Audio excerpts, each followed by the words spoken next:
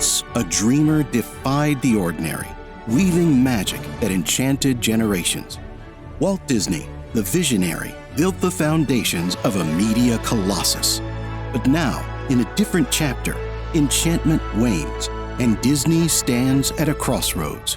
From Mickey's humble origins to today's sprawling conglomerate, we'll trace this empire's journey. Once hailed for creativity, it ventured into new realms, sometimes losing its magic. Through acquisitions, box office bombs, poor investments, and political controversies, we'll explore the modern Disney empire. Is it still the realm of dreams, or has reality cast a shadow over the happiest place on earth?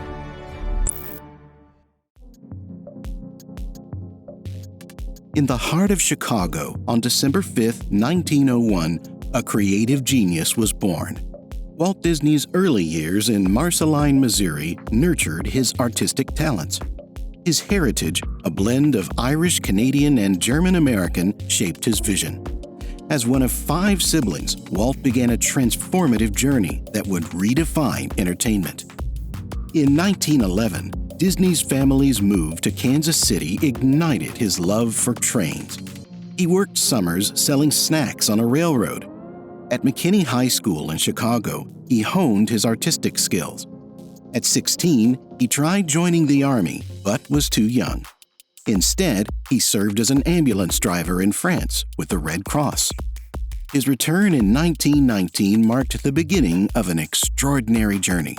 Disney headed to Kansas City to pursue a career as a newspaper artist. There, he ventured into animation and created Laugh-O-Gram Studio. They crafted beloved cartoons like Alice in Cartoonland. But financial woes struck, culminating in bankruptcy in 1923. Disney, joined by his brother Roy, embarked for Hollywood, founding the Disney Brothers Cartoon Studio, later renamed Walt Disney Studios, on Roy's suggestion. Walt Disney Studios got to work immediately. In 1928, Disney's iconic Mickey Mouse debuted in Steamboat Willie with synchronized sound. By 1929, Disney unveiled Silly Symphonies, introducing cherished characters like Minnie Mouse, Donald Duck, Goofy, and Pluto. Disney Studios would go on to win an Oscar for their use of color in Flowers and Trees in 1932. The following year, the studio would make a cultural impact with their release of The 3 Little Pigs. However, it would be the groundbreaking premiere of Snow White and the 7 Dwarfs in 1937 that would put Disney on the map. The film made $1.499 million during the Great Depression and won 8 Oscars. This success propelled Walt Disney Studios to produce a series of beloved, full-length animated films. Through the 1940s and the 1950s, Disney continued to make animated films, consistently breaking box office records. Notably, one of his later successes, 1964's Mary Poppins, blended live action with animation, marking a significant achievement in cinema history. In the world of television, Disney brought us beloved shows like Zorro and Davy Crockett. The Mickey Mouse Club, with its enchanting Mouseketeers, captured the hearts of children. And through Walt Disney's wonderful world of color, he unveiled his visionary theme park. Disneyland, a $17 million dreamland, arose from an orange grove in Anaheim, California, on July 17, 1955. Despite opening day mishaps, including counterfeit invitations, it swiftly transformed into a global family haven. Disney's investment skyrocketed, drawing visitors from around the world. Disney's vision extended to Florida with the creation of Walt Disney World in 1971, carried on by his brother Roy after Disney's passing in 1966. Disney had battled lung cancer, passing away at 65 on December 15th. His ashes rest at Forest Lawn Cemetery in Los Angeles, California. As the 1970s waned, Disney faced a daunting decline in its theme parks and animated productions. The magic seemed to be fading. But in 1984, a new chapter began with the arrival of Michael Eisner as Disney's CEO. Under Eisner's guidance, Disney embarked on a transformative journey. Eisner didn't just revive Disney, he set it ablaze with creativity. The Disney Renaissance was born, a resurgence of creativity and success. With hits like The Little Mermaid and the timeless classic Beauty and the Beast, Disney once again claimed its throne as the animation powerhouse. Though, in the ever-evolving world of animation, a formidable challenger emerged on the scene: Pixar. By the early 2000s, they had taken the lead in pioneering animation innovation. Their approach to storytelling was revolutionary, and their distinct art style was a breath of fresh air compared to Disney's seemingly dated one. This contrast came sharply into focus in 2004, when Pixar unleashed The Incredibles alongside Disney's Home on the Range. The Incredibles, with a budget of around $70 million, soared to a staggering $600 million at the box office. In stark contrast, Disney's Home on the Range, with a budget of $110 million, struggled to muster only around $70 million in return upon release.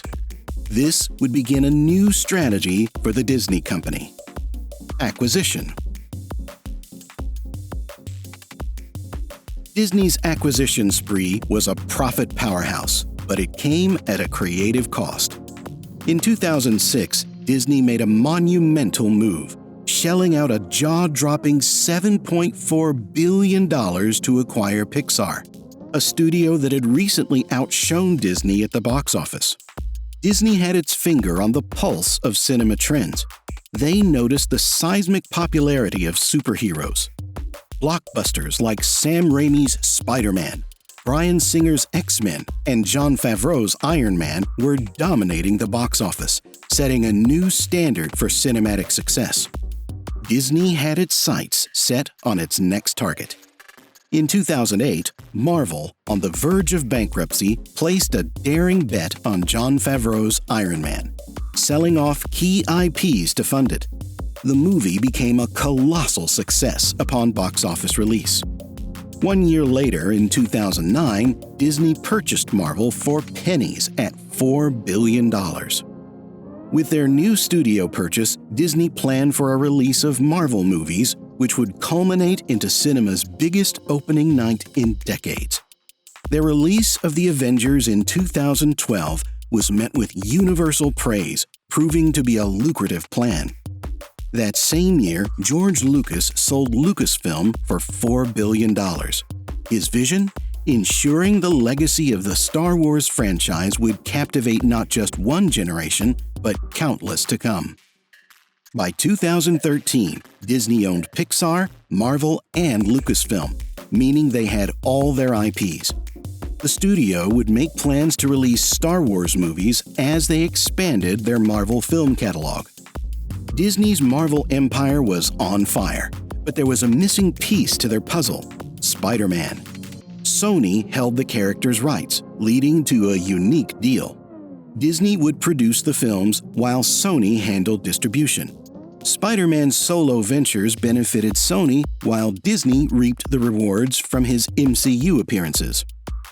By 2018, Disney accounted for 26% of the domestic box office, with 13 films released that year and 7 more the following year, crossing over the billion-dollar mark.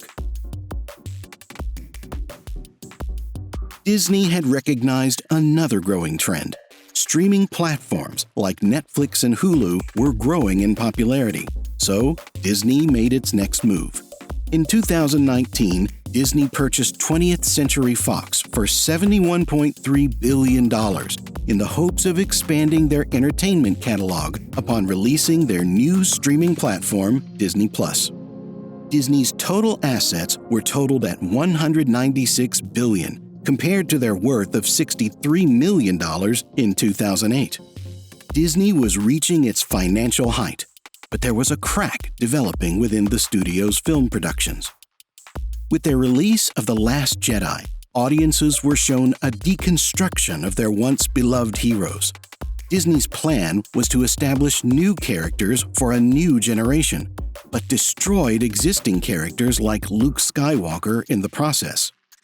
Their Star Wars trilogy would also ignore storytelling's most important tool, the hero's journey, with their new lead character, Rey, a theme carried beyond the Star Wars franchise. Catching their mistake, they tried to salvage the franchise with director J.J. Abrams, but they still lacked storytelling capabilities and reused an already dead villain, destroying any trust with fans. Though they still had the Marvel franchise, before 2020, The Last Jedi made $620.2 million domestic. Then, Avengers Endgame made $650 million domestic and $2 billion global. In 2020, the world came to a standstill as the COVID-19 pandemic swept across the globe, halting production in every industry worldwide. The pandemic forced Disney's productions to be on a hiatus, shelving numerous projects, only for Disney to release 9 projects seemingly all at once in 2021 through Disney+, then 9 more in 2022. Disney was oversaturating their own market as they pumped out Marvel products one after another, along with countless Star Wars projects.